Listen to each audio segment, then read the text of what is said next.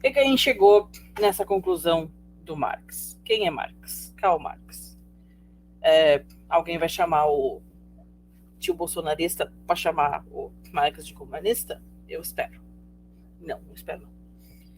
A gente viu nessas primeiras semanas. Lembrei o que eu ia dizer.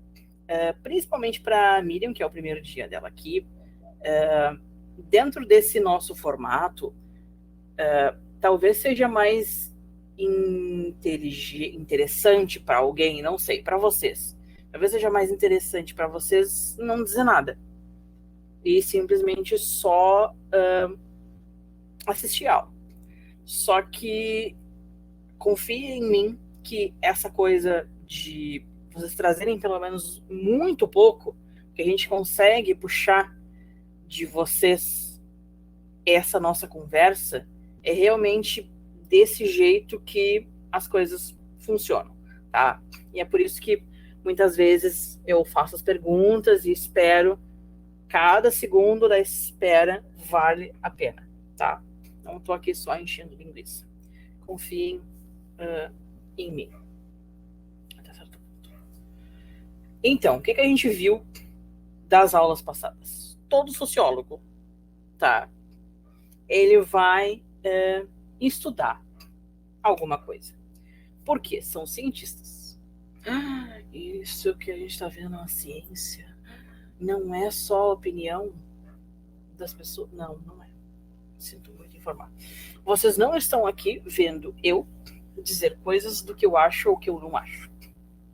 Estou aqui simplesmente como um mensageiro da palavra dos autores.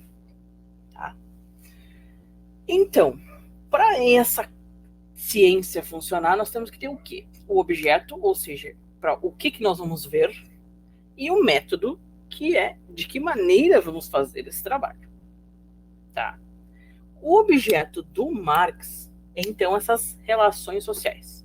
Que a gente chegou a essa conclusão, tá, na aula passada, de que as pessoas existem em sociedade, tá? Nós somos um grupo e nós temos alguns tipos de relações que a gente se relaciona uns com os outros, tá?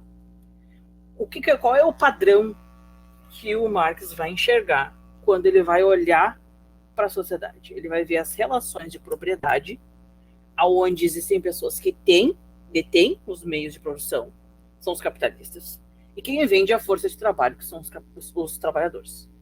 Tá? Essas relações de produção, elas são históricas e elas não dependem dos indivíduos. Tá? Ou seja, e aí a gente vem para o método dele, tá? Que é o materialismo histórico dialético. Por quê? Materialismo de matéria, histórico de história e dialético da dialética, do diálogo. Então, o que a gente faz aqui? É a história da matéria, que matéria? A matéria é tudo que pode ser vendido, tá? Ou matéria, o uso, a modificação, a troca. Tá? O que a gente usa, o que a gente troca, a gente vende, a gente compra, tá? Por exemplo, um pendrive é matéria. Mas qual é a história dessa matéria? Por exemplo, quem é que toma café? Eu sei que a geração Z cancelou o café, tá? Tá bem? Mas quem é que toma café?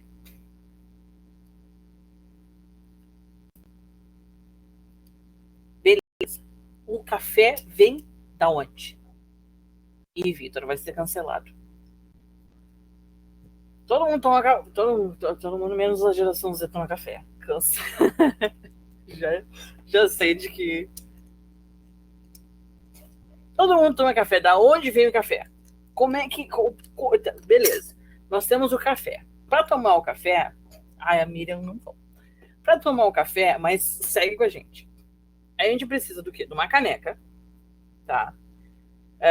Da água para passar o café e do café moído, tá? Ou para passar. Esse café é o quê? Ele é uma planta que é torrada e moída, correto? Ela é plantada onde? Quem colhe? Quem foi que plantou? Quem é que faz o processo da torragem e da moição do grão? É a mesma pessoa que planta? Se não é, quem é que carregou para quem vai torrar? Mas isso vem como? Isso vem dentro de uma embalagem. Quem embalou? O café que eu uso é o quê? Três Corações? Olha o marketing gratuito. É uma barato? Ou é Nescafé? E o que essas marcas fazem? Para o café chegar na nossa mesa, a gente precisa Pelé, massa. É que eu não compro café, por isso eu não sei, eu também não tomo café. Eu não sei. Para o café chegar na nossa mesa, a gente tem que ir comprar no mercado. O mercado comprou de quem? Então, isso que a gente está falando. Qual é o nosso uso do café? Quais são as modificações dessa matéria para que ela chegue na gente e essas relações de troca. Por que o café da Nescafé é mais caro que o Pelé?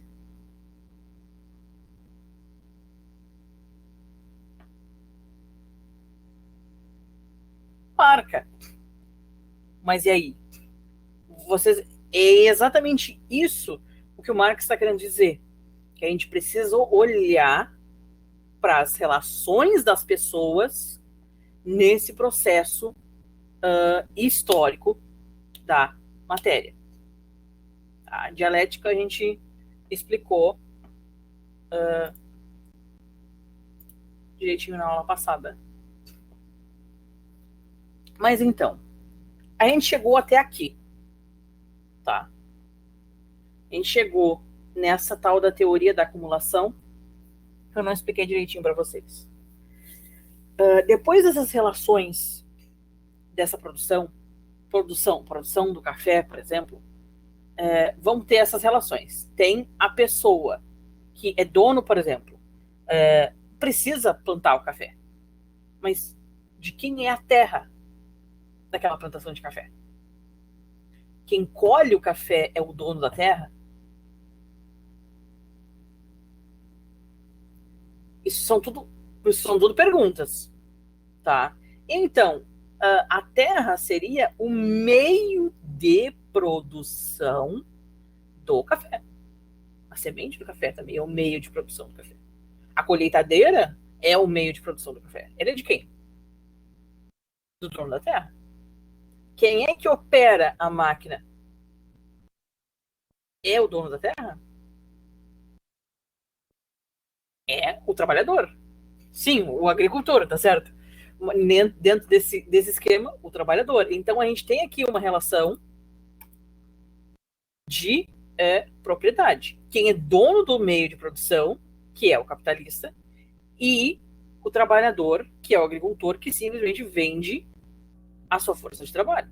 A gente pode pensar nisso em qualquer coisa. E agora vocês olhem para os lados de onde vocês estão agora e pensem o que é isso, que matéria é essa, quais foram os processos que fizeram com que essa coisa estivesse aqui comigo agora. A própria internet. E isso é uma coisa que todos nós que estamos assistindo isso temos que ter. Internet? Como é que funciona a internet? Tá? Não me responde. Deixa pra lá. É só pra ficar pensando. Tá? Então a gente chegou na aula passada também nessa ideia do que essa força de trabalho mais a matéria bruta é igual a mercadoria. Tá? A gente compra a matéria que foi modificada pela força do trabalho. Então, tudo, e prestem atenção, tudo que vocês olham ao redor de onde vocês estão agora envolve o trabalho de alguém. Tudo. vou dar esse momento de contemplação. E quais são os processos que fazem com que essas coisas, quais são os processos que essas coisas passaram para estarem aqui comigo hoje? Mas então, sobre essa coisa tão importante quanto o trabalho, que foi que a gente também viu na aula passada, eu perguntei para vocês qual a maior parte do dia, o que vocês mais fazem durante o dia. E a dona Loreni foi uma que disse pra gente que era o trabalho. E isso é verdade. Se vocês trabalham, grande parte do dia é relacionado ao trabalho. E aí que vem a diferença entre trabalho e emprego, por exemplo. Alguém tem um emprego e sai para trabalhar, mas o trabalho não é só sobre o emprego. O trabalho doméstico é um trabalho. O estágio é um trabalho. Então, trabalho em si é muito mais do que só o emprego. Só. Sonho. Tá? E essa é a ideia. Mas nessa relação, saudades emprego. Não sei o que é isso. Qual a diferença para a força de trabalho? A força de trabalho é toda a força empregada no trabalho. Parece besta. Mas a força de trabalho é a única coisa que o trabalhador tem dentro daquelas duas relações de produção. Quem tem, lembra daquele exemplo do táxi? Tá? Um exemplo mais antigo de que a pessoa era dono do táxi, era dono da licença do táxi, mas quem dirigia, quem era o taxista, não era o dono do carro. Tá? A pessoa que é dona do carro e dono da licença, ele é o capitalista, porque ele tem os meios de produção para aquilo. Tá? Dentro desse exemplo. E o trabalhador seria o taxista, a pessoa que dirige o carro. A pessoa que dirige o carro não tem um carro e não tem uma licença. Oi. Só deixa eu terminar. A força de trabalho é o que ele usa, ou seja, o corpo dele para fazer com que isso funcione para ser taxista. Não sei se eu expliquei direitinho, pode... Eu posso dar um exemplo, Lucas? Tá bom, tá. A Júlia tava, não sei se não queria falar alguma Ju, coisa. fala.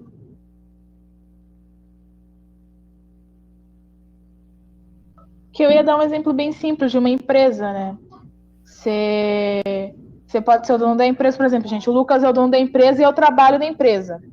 O Lucas está sentado na cadeira dele porque ele é o chefe, ele não está fazendo nada. Mas quem é que disse que eu vou?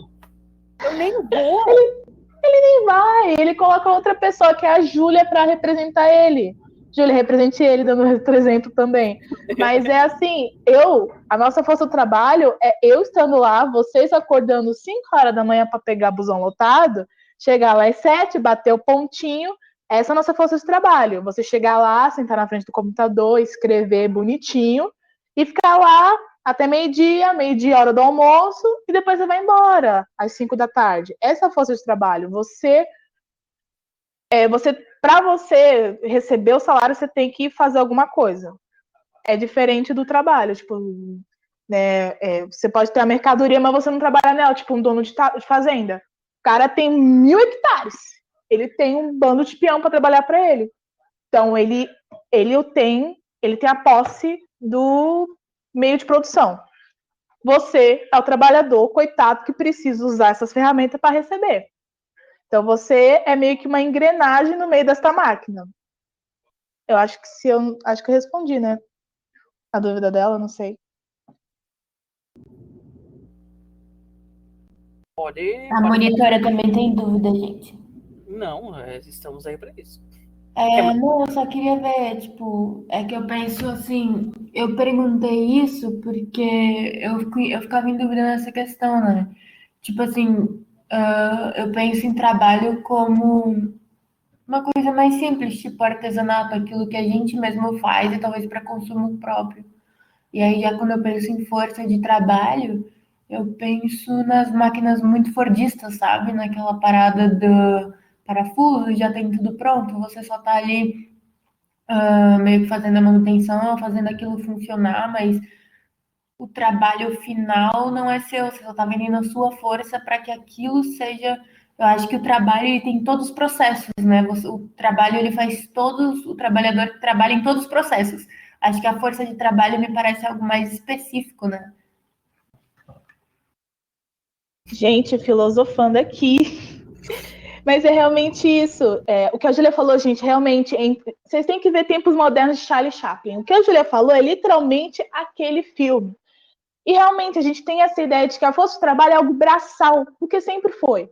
Até o século passado, grande parte das empresas, indústrias, eram braçais. Gente, tinha esteira. Mas se você, quem já viu o filme, via que era a esteira passando e o cara colocando prego, batendo alguma coisa. Então, a gente pensa em força de trabalho, que literalmente, quando o Marx deu essa ideia, foi mais porque na hora que ele via o pessoal carregando 5.000 quilos de cimento nas costas, pegando o carrinho, né, as caixas das coisas, que não tinha aqueles caminhão, carro para.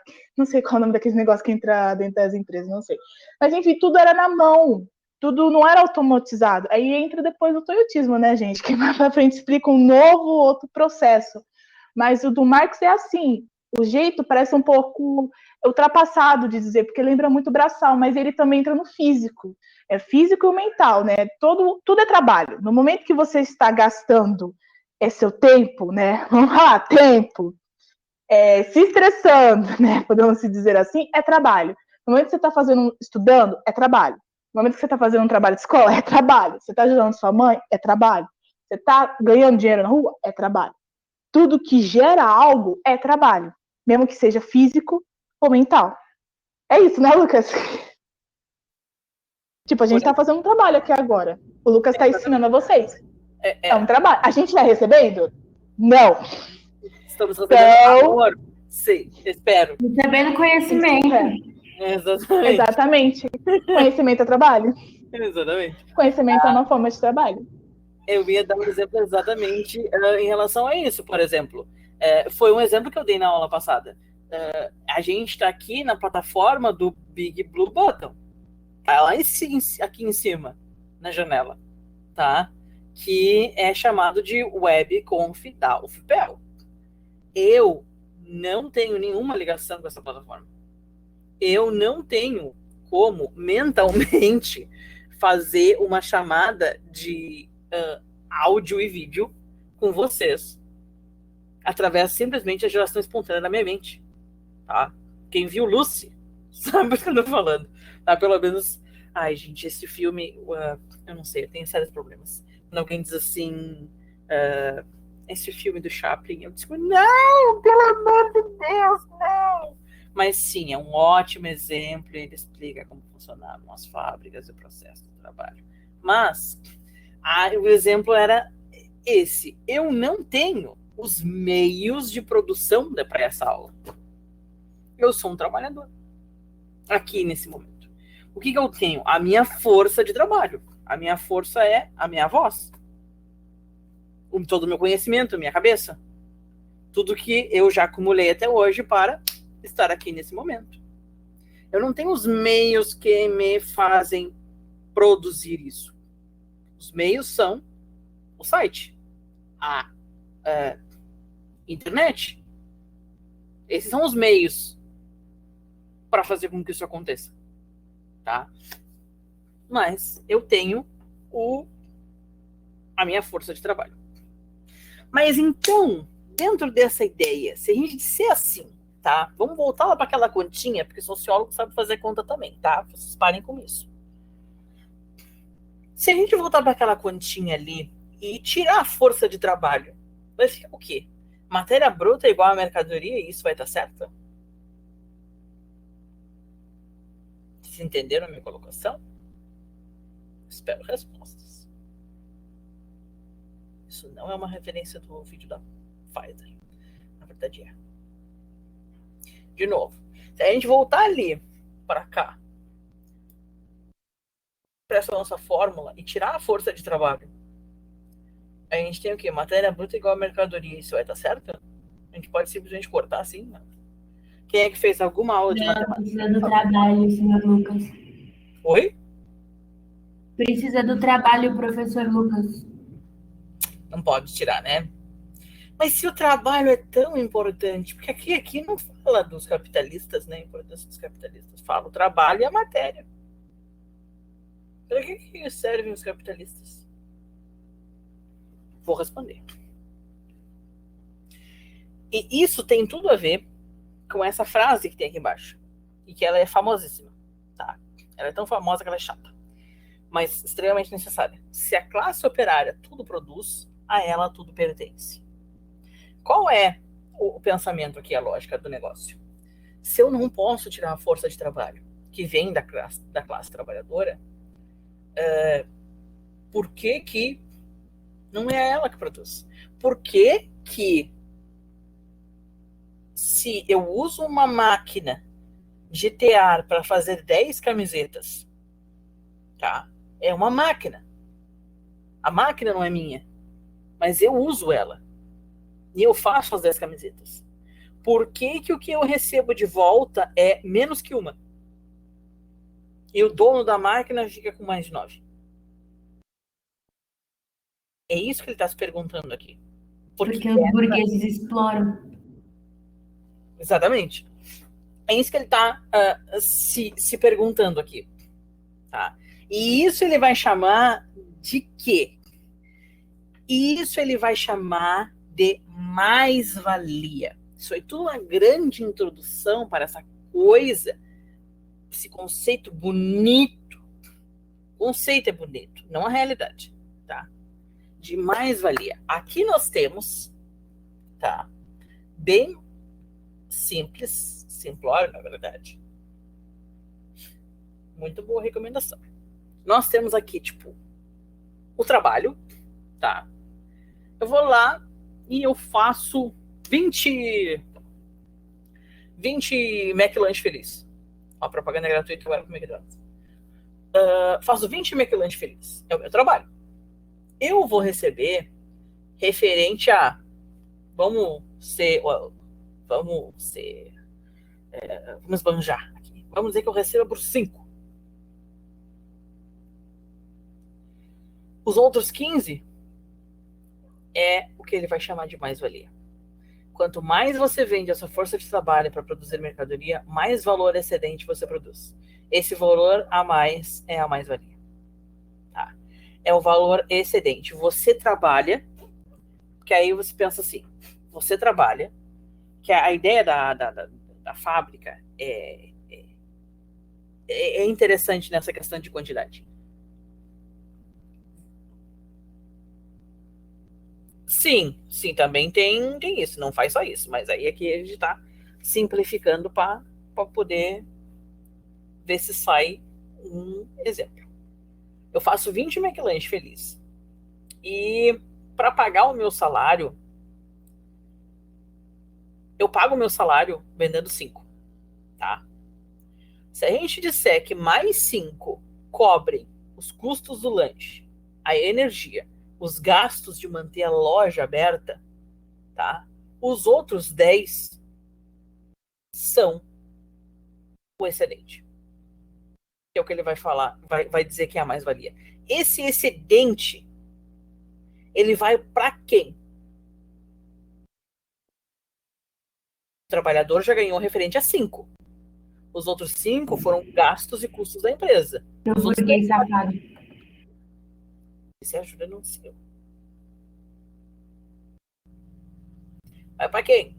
Vai para o patrão. Maravilhoso, Miguel. Quer ligar o áudio? Vem para cá. Pode ligar. Ou pode escrever também, como você quiser. Deve. Vocês não tem que perguntar se pode fazer um troço.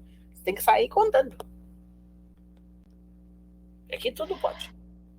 Gente, eu acho interessante nesse exemplo é que a gente pode agora desmistificar alguns senso comum sobre o marxismo. Eu não vou falar ideologia nenhuma, Mas é importante vocês perceberem que em nenhum momento Karl Marx falou que não quer que não tenha mercado. Não é para ter mercado.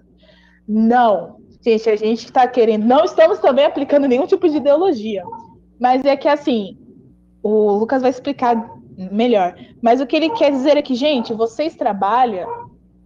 Ele falou, eu faço uns X McLanche e recebo nem metade do preço deles para pagar o meu salário.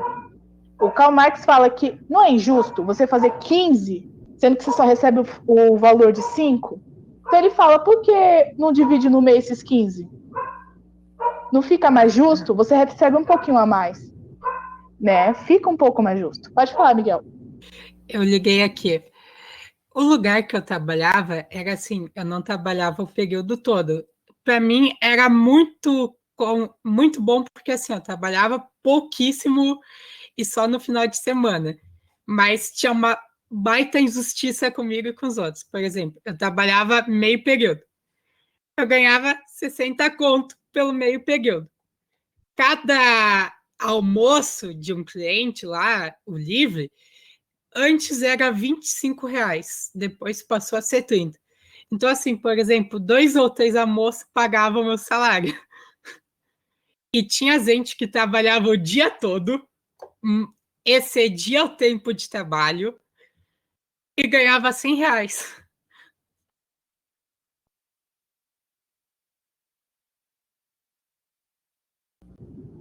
E aí a gente faz a conta. Se 2 ou 3 almoços pagavam o salário do Miguel, tinham com certeza muito mais. Sim. A gente pode dizer que quantas pessoas, mais de, vamos dizer, 20 pessoas, daí ainda ia ser bem econômico no exemplo. Então, é exatamente esse o conceito da mais-valia. Muito obrigado, Miguel, pela sua participação. E também tinha, tipo assim, não era só um almoço. Tinha o almoço e o café. Então, era um volume muito grande de pessoa. Ou seja, esse 20 é muito pouco, mas para vocês terem uma noção dessa quantidade. E é por isso que o salário está bem pequenininho aqui embaixo do trabalho, a mais-valia é gigantesca. Sinto o cheiro de golpe com esse salário, hein, Miguel? Sinto o cheiro de golpe, hein? Que patrão, hein? Olha, pode até ter sido um golpe, mas pelo menos eu coloquei um SSD no meu computador.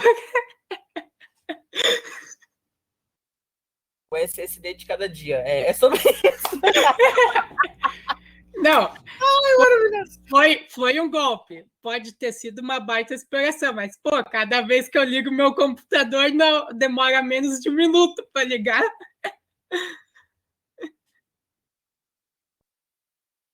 Tá vendo, gente? Isso é a força de trabalho. Ele trabalhou para alcançar um produto. Essa é a força de trabalho do Miguel. Foi trabalhar para receber R$60 para conseguir o quê? O negócio que ele queria. Então, tipo assim, essa força de trabalho. Outro exemplo, obrigada, Miguel. O SSD, Miguel, é a mercadoria. Tu utilizou a tua força de trabalho para conseguir uma mercadoria que foi fruto da força de trabalho da pessoa que fez. Nós temos todos os mineradores para pegar os minérios e os cientistas para montar. Exatamente. Isso é tudo trabalho. É isso que eu quero dizer. Por que o Marx é tão importante para a sociologia? Se nós estamos aqui tentando entender o mundo que a gente vive e tudo o que nos cerca tem trabalho, Marx é extremamente importante para explicar como é que as coisas funcionam. Como chegamos aonde estamos. Exatamente. Tá? E aí agora nós vamos ver mais um exemplo, tá? Mais depressa, rapaz. Sim, senhor. Esse é o Tavares e esse é o da Silva. Tavares não sou eu. Tavares é o dono de uma empresa de parafusos. Esses são os parafusos. Quem produz os parafusos é o Silva. Diariamente, Silva trabalha 8 horas e ganha R$20. Uma equação simples mostrará que Silva recebe R$2,50 a cada hora de trabalho. Porque 20 dividido por 8 é R$2,50, tá? Parabéns, matemática. Silva produz 1.000 parafusos por hora. Tavares vende cada parafuso a 5 centavos. A cada 1.000 parafusos, ele fatura 50. Opa, 2,50 é do Silva. Mais depressa, rapaz. Sim, senhor. Tavares nunca está satisfeito com esse faturamento.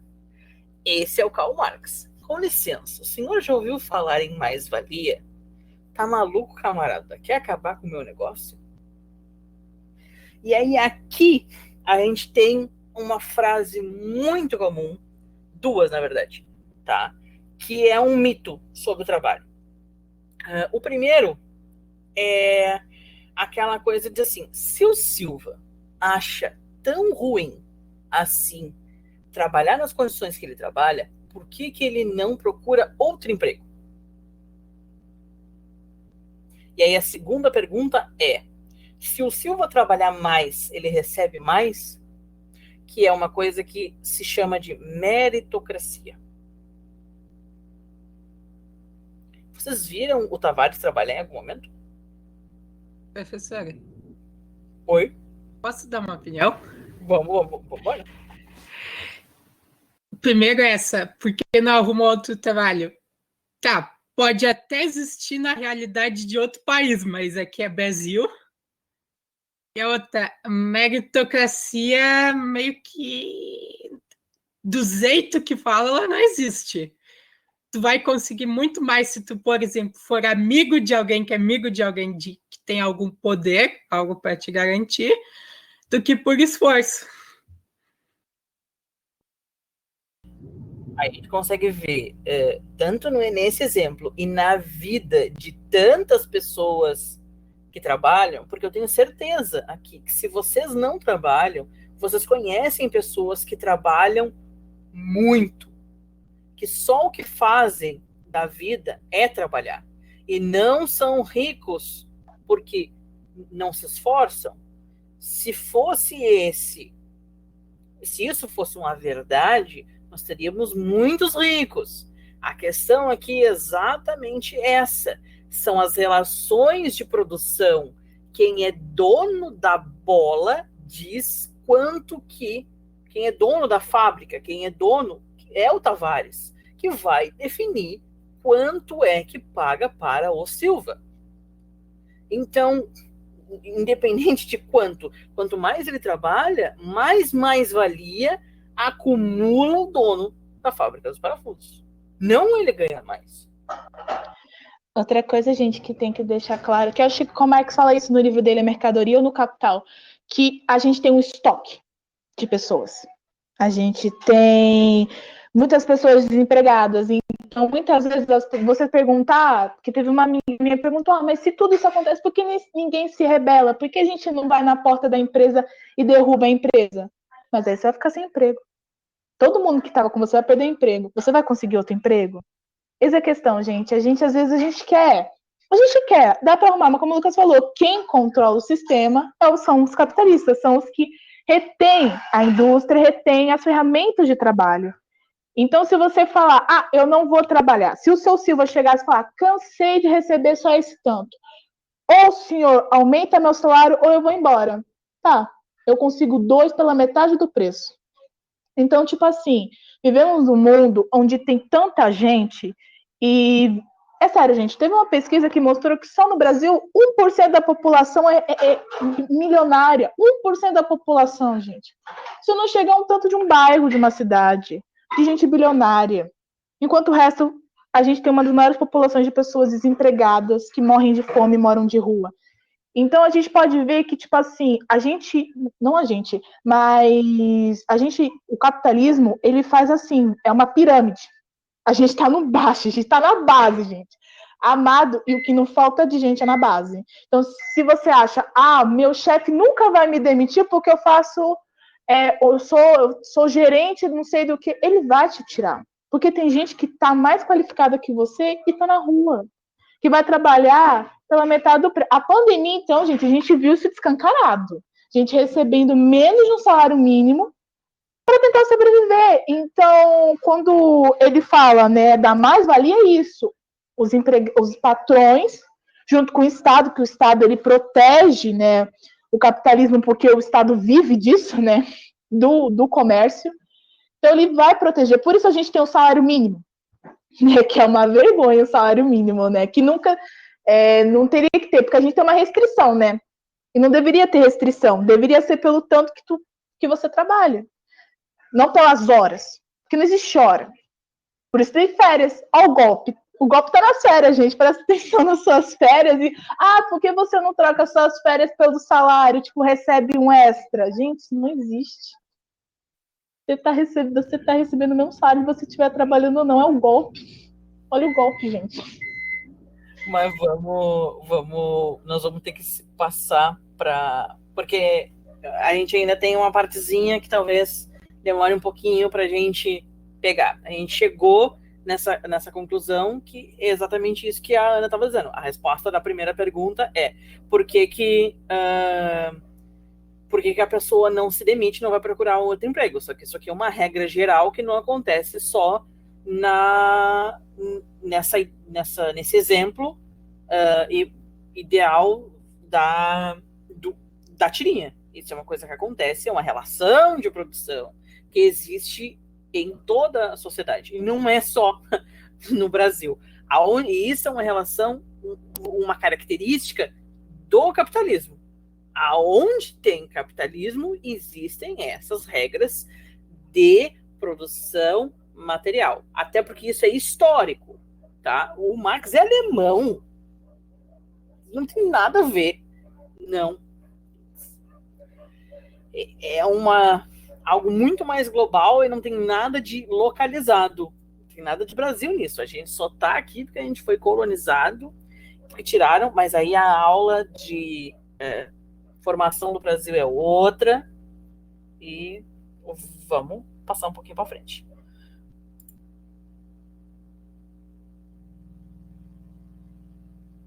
Sim, a gente falou da estratificação social, sobre como que as pessoas conseguiam mudar de lugar na sociedade, e realmente isso, a gente sai do feudalismo num tipo de sociedade, e para o capitalismo a gente sai para a sociedade de classe, que dá uma falsa sensação de que é possível mudar, sair dessa pirâmide social, sair de um lugar pelo simples esforço. É bem isso aí que a Júlia está dizendo mesmo. E aqui nós temos um outro meme para exemplificar tudo que a gente está tentando dizer. Quando você é capitalista sem capital, porque na realidade isso não existe, tá? Isso aqui tá só pelo meme. Tá bem? Não existe capitalista sem capital. Isso aqui é uma ironia, tá? Quando você se diz capitalista, eu sou capitalista, eu defendo esse sistema, tá? Mas eu não tenho capital nenhum. Não sou dono de nada e eu não tenho nada. Mas você defende a privatização dos serviços pelos quais você não pode pagar. Por exemplo, eu acho que precisa privatizar o SUS. Eu tenho R$400 para pagar no clínico geral? Não. Eu acho que tem que privatizar a CE, que foi, né? Notícia de ontem ou de hoje. Eu vou poder pagar o aumento da luz? Não. Então, é isso que a imagem está mostrando. Você corta a sua própria base. Você acredita em coisas que você não pode usufruir delas mesmas, né? E aí é onde a gente entra para explicar outra coisa, que é a ideologia. Quem conhece Cazuza? Tem 10 minutos para explicar a ideologia e alienação. Cazuza diz: ideologia, eu quero uma para viver. A ideia do Cazuza é que a ideologia é um conjunto de ideias, tá? A gente vai ver essa palavra em muitos lugares. Porque a ideologia de gênero, ideologia disso, sempre tem nesse sentido, tá? Uma explicação, um significado de conjunto de ideias. Não, e ouçam bem, não, talvez tenha travado, não é essa a ideia do Marx. Ideologia não é um conjunto qualquer de ideias sobre um assunto. Não é. ideologia. É um instrumento de dominação que mascara a realidade, gerando alienação. Vamos devagar, tá? Volta para cá. Quando você diz que um serviço privatizado melhora a sua qualidade e que o Estado é pesado, que um serviço público como o SUS, como era a CE, como um dia foi o SANEP, água e luz, se vocês estão em outro lugar, acreditar acreditar nisso é um instrumento de dominação que vai mascarar a realidade. A realidade é que se você é pobre, isso é uma coisa lógica, gente, pelo amor de Deus.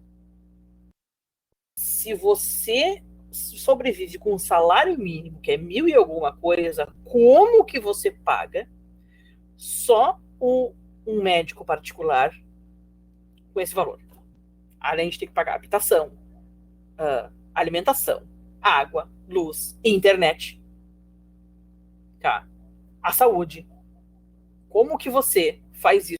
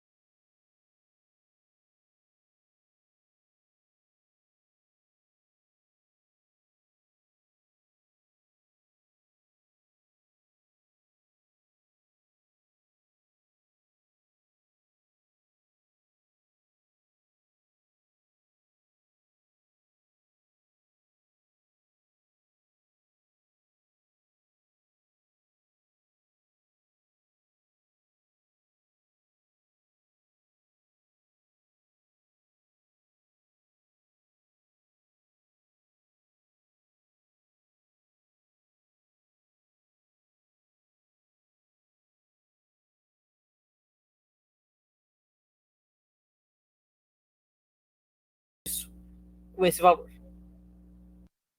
Tá? Isso é algo que não é... Você não faz no caso. Exatamente, Vitor. Maravilhoso.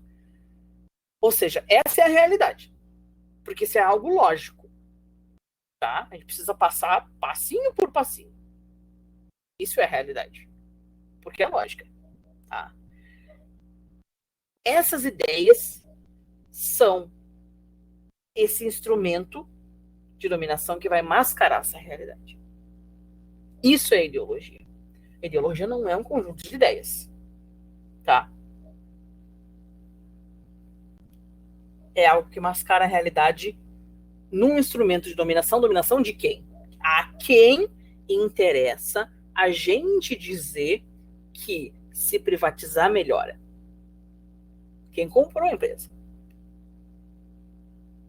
É óbvio que quem agora detém os meios de produção daquela empresa, quem agora é o dono da CE, o processo vai vir certo, quem agora é o dono da CE, ou o grupo de pessoas que são, para eles é muito mais interessante com que a população acredite que que esse fato seja verdade para eles, para que eles acreditem nisso.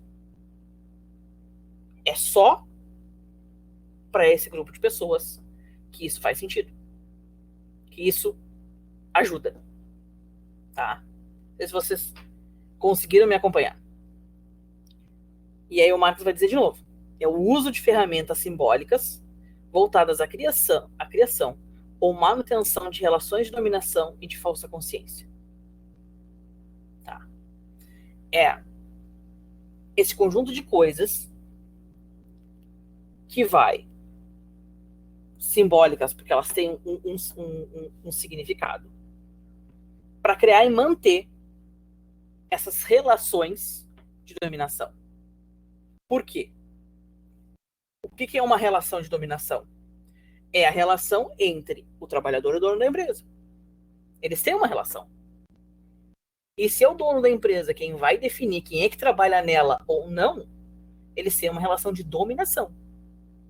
Porque ele que escolhe quanto que vai pagar. Aí nós temos todas as leis trabalhistas, mas vamos manter o simples aqui em um momento. Tá? Quem vai definir como que vai funcionar é o capitalista. É o dono da empresa. Tá? E aí a gente volta ali de novo, tá? É um instrumento de dominação que mascara a realidade gerando alienação. Mas então o que é essa alienação e o que eu tenho a ver com aliens? E eu falei que tinham aliens no início da aula e tudo está conectado. Isso aqui não é Arquivo X, tá? Não é aquele programa do History Channel que o cara simplesmente diz assim, aliens, e ele tá sempre... Não é sobre aliens. A ideia da alienação e os aliens é... Não, eu achei que a Júlia estava comentando e eu só li o Vitor de novo, muito engraçado. A ideia da alienação é aonde os indivíduos que estão alheios a si próprios e aos outros. A alienação é você estar fora. Se eu estou dentro, eu sou um terráqueo. Isso aqui é terra, tá bem? A terra não é plana, tá? Ela é circular, que nem a mãozinha. Isso é terra. Se você está na terra, você é um terráqueo. Se você está fora da terra, você é um alien. Tudo isso para dar a ideia de que a alienação é algo que te põe fora da realidade. Você está externo. As coisas estão simplesmente acontecendo e você está em outro lugar, simplesmente fazendo o que você tem que fazer. Manda, Júlia. Nós temos 4 minutos. Gente, é que eu sou meio velha, mas eu tô ficando velha, né? Mas eu não sei na época de vocês, mas eu assisti As Patricinhas de Beverly Hills e eu amava esse filme. E ele não tem nada a ver com a minha realidade, mas ele era a minha projeção de realidade, sabe? Tipo, eu via aquelas guria loira indo para umas mansão e num ensino médio que não tinha nada a ver com o meu ensino médio, fazendo umas coisas que eu nunca fiz, tipo andando de carro, uns rolês nada a ver com a minha vida, mas aquele era a minha projeção, era a minha alienação, porque não era a minha realidade, não tinha nada a ver com a minha realidade, mas eu projetava aquilo, sabe? Então, tipo, mesmo esses filmes norte-americanos, a Disney é uma coisa que aliena total, gente. Hannah Montana não tem nada a ver com a minha realidade, mas eu amava, era fissurada, eu assistia todo dia, sabe? Era a gente se imaginava cantando na escola com uma peruca loira, só que nunca, né? A ideia da alienação no sentido da ideologia é exatamente isso. Por exemplo, quantos de vocês sabiam que a CE foi privatizada?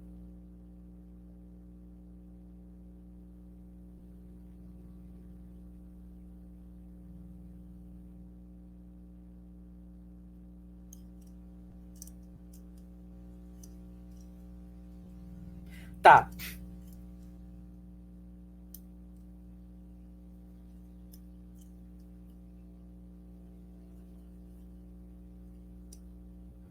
Não, beleza. Vocês não estão me ajudando com os exemplos, mas tá. Se a gente for pensar que a gente volta para a ideia lá do café. Se a gente pensar que uma marca de café utiliza, lá naquele processo do café, a plantação do café utiliza trabalho escravo. Ou um outro exemplo, se a divulgação, se a marca do café, na sua embalagem, no seu marketing, utiliza de um marketing racista, a ideia do marketing é muito mais visível, mas a ideia do trabalho escravo, não tanto. Vocês continuariam comprando daquela marca? Sim ou não?